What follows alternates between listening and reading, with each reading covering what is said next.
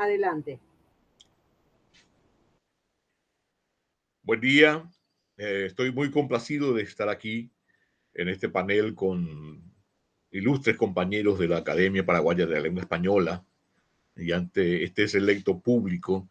Y agradezco a la organización por haberme dado la oportunidad de brindar mi testimonio respecto a aspectos de la lengua que uno oye cotidianamente. A mí me toca hablar de la radio y la televisión y bueno, preparé un material por escrito porque quería puntualizar aspectos clave de este tema del uso de la lengua, sobre todo en la radio y en la televisión. País de inextinguible tradición oral, el Paraguay ha tenido en la radio su medio masivo de comunicación por excelencia. Tal vez se aluda ahora que está un poco arrinconada la radio debido a la profusión de las redes sociales que nos tienen pegados a un dispositivo móvil, pero no ha desaparecido totalmente. Y no desaparecerá desde el momento en que esos mismos dispositivos móviles cuentan entre sus aplicaciones la de la radio. Como medio masivo de comunicación, la radio es un medio de difusión masiva de la lengua y es un reflejo de sus cambios en la línea diacrónica en perspectiva. Como vehículo del lenguaje, la radio posee en el Paraguay fases particulares a tener en cuenta a la hora de analizarla. Hay una radio urbana y una radio rural. De acuerdo con con la ubicación geográfica, sus servicios tienen connotaciones especiales. Los mensajes difieren en uno y otro contexto, dado que el público es diferente en cuanto a sus exigencias, sus expectativas y sobre todo sus necesidades. El público rural necesita una comunicación de carácter local, en un lenguaje para él accesible, un modo coloquial. La radio urbana, se supone, está en otro plano debido al tipo de gente que la escucha. Desde 1992 se dio el fenómeno de que la población urbana comenzó a superar en cantidad a la población rural. En el 2002, la diferencia ya había sido de 56,7 a 43,3 en porcentaje, ¿sí?, en favor de la población urbana, cuando pocos años atrás era rotundamente al revés. Con esta migración ocurrió otro fenómeno. La población rural llevó su mentalidad a la urbe. Y con su mentalidad llevó su deseo de seguir escuchando una radio a su medida en cuanto al lenguaje. Pero eso fue malentendido por muchos conductores de radio y también de la televisión. Y lo que en principio se dio en llamar un lenguaje coloquial fue convirtiéndose en algunos casos en lenguaje vulgar y ordinario. Y el guaraní, el chupará, ¿cómo se traducen en la radio? Al hablar del lenguaje de los medios audiovisuales, es ineludible referirse al idioma guaraní y su influencia en el habla de una gran mayoría de la población. En el llamado Paraguay profundo, la radio tenía y tiene una enorme parcela de su transmisión en idioma guaraní y también ya en el ámbito urbano va creciendo eso. O en su lenguaje mixto entre el guaraní y el castellano, que es el yopará, mezcla de guaraní castellanizado y el castellano guaranizado, y que es una mezcla que cada vez se va extendiendo más, tanto que el padre Bartomeu Meliá catalogó al yopará como una tercera lengua paraguaya. Pero haciendo abstracción de lo español y de lo guaraní, el lenguaje radial se ha venido arruinando de manera alarmante en las últimas décadas. Hubo quienes quisieron culpar al guaraní del empobrecimiento del lenguaje en los medios. Esto es absolutamente errado, porque se habla mal en guaraní y se habla mal en castellano. Ambos idiomas soportan graves problemas en su enseñanza y en su aprendizaje, y eso se nota sobremanera en la radio. medio en el que se ha perdido profesionalidad y calidad en aras de eso denominado rating. Y por culpa de eso tan aberrante de disfrazar la mediocridad aduciendo que se habla como la gente quiere escuchar que se hable. Y así abundan en nuestro medio los barbarismos, es decir, las palabras mal dichas o mal escritas. Estos son algunos ejemplos. Si uno escucha el término tonce, debiera comenzar a pensar en una traducción y nos va a llevar quizás a entender que tonce quiere decir entonces. O si escuchamos taen, taen en lenguaje así, hasta coloquial, es también. O cuando esa muletilla, ¿no es cierto? Yo estuve ayer en el teatro y fue muy buena la obra, ¿no es cierto? ¿No es cierto? Es una forma bárbara de aplicar el no es cierto. Entonces, entre no es cierto y no es cierto hay una diferencia.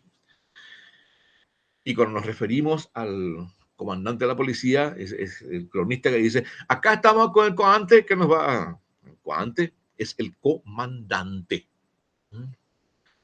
Y otro clásico, debía decir una cosa.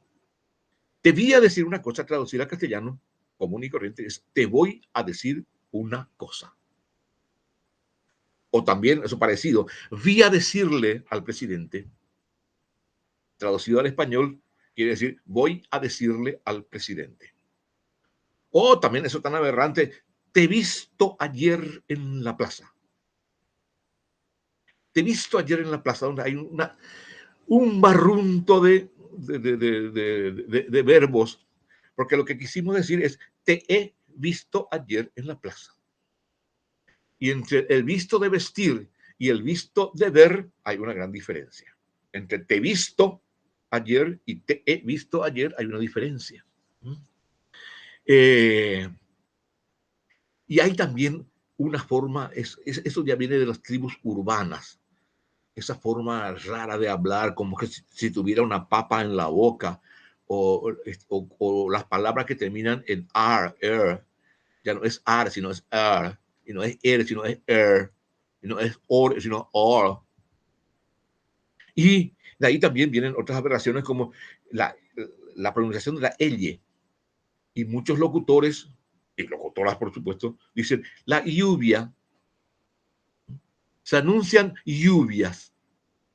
Y lluvias. Eso quiere decir lluvia. O esta noche, que yo no sé, tiene reminiscencia de aquel cantante español, Rafael, la noche. Y bueno, también algunas tribus urbanas que van dispersando su lenguaje particular a gente de la radio, y hay mucha gente que ya dice, esta noche vamos a disfrutar de... Prever significa prever. Y a gente que hace beneficencia. Otro punto en la radio, que quiere decir beneficencia. Y también está el drama del uso del verbo haber en forma impersonal. Hubieron muchas personas en el clásico. Eso quiere decir, en castellano correcto, hubo muchas personas en el clásico.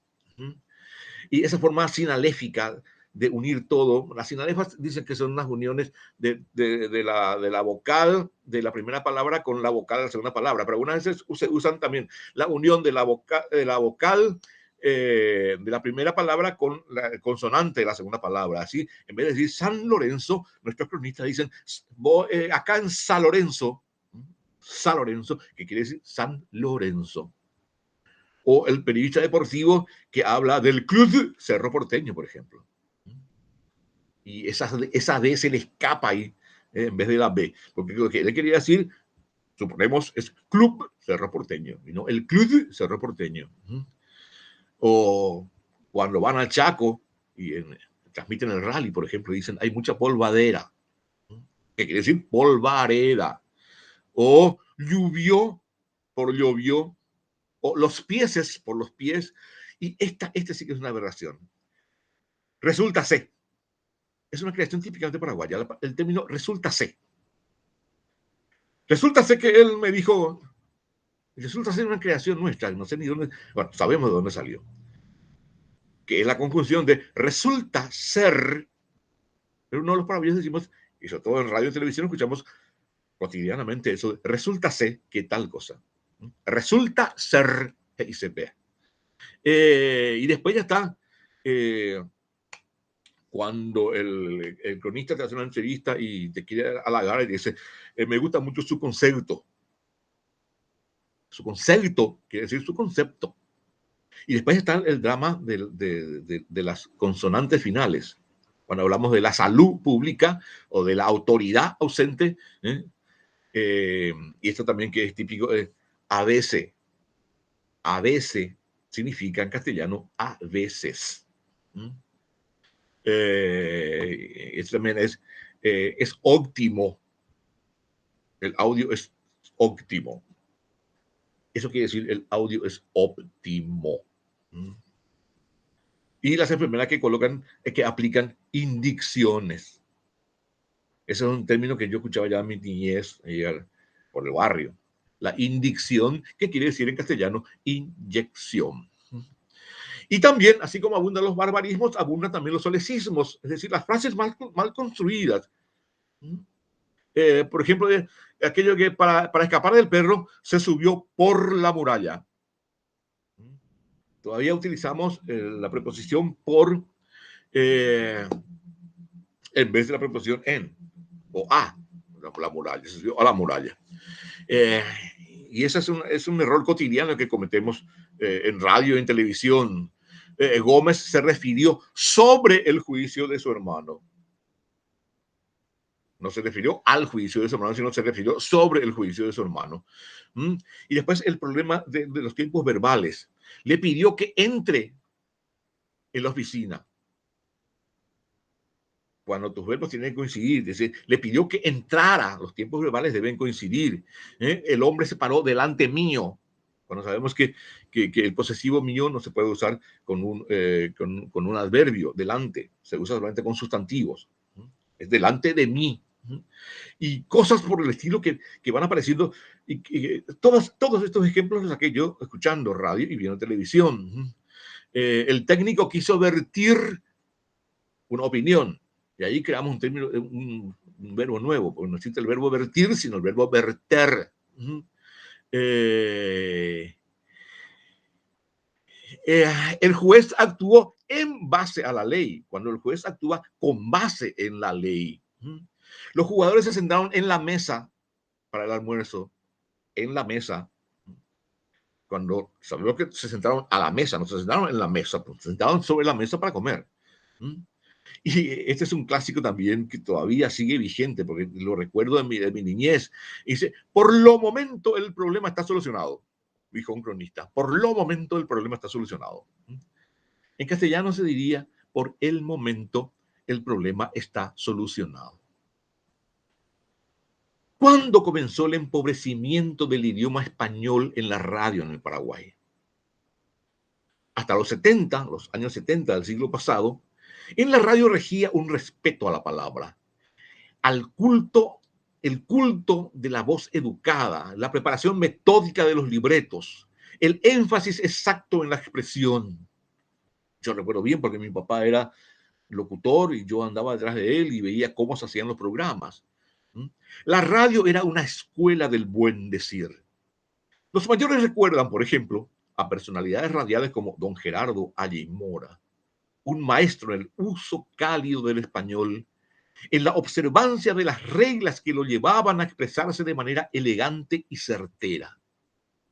Hoy, tanto en la radio como en la televisión, el idioma se ha banalizado y más que instrumento para una comunicación de calidad, su uso se ha convertido en muchos casos en una herramienta de la vulgarización de los códigos comunicacionales. No es difícil asistir en programas radiales o televisivos a constantes agresiones al buen gusto. La grosería por la grosería, la rusticidad y la incultura se han aposentado en programas de radio y TV en los que se confunde libertad de expresión con licencia para agredir mediante la maledicencia sistemática. La insolencia ha sustituido al debate maduro. En la radio y la TV se ha pauperizado el idioma en la medida en que la propia sociedad ha perdido cultura. El arte de la dialéctica cedió su señorío bajo el imperio del improperio. Una explicación a esto se podría encontrar en el hecho de que la radio y la televisión han desplazado a periodistas y locutores profesionales en aras de la aparición de gente mediática que exacerba a las masas y las vuelve adictas a una especie de histeria en la que se grita más que lo que se habla.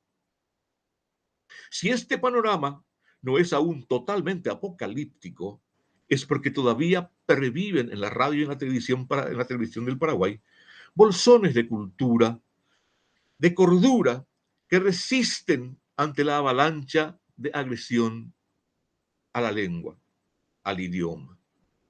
La única forma de revertir el embrutecimiento del lenguaje mediático es con la educación, de manera que la sociedad sea la que exija el retorno del buen decir, es decir, el retorno de la comunicación efectiva y asertiva que honre al idioma y también a la propia dignidad del oyente o del televidente. Muchas gracias.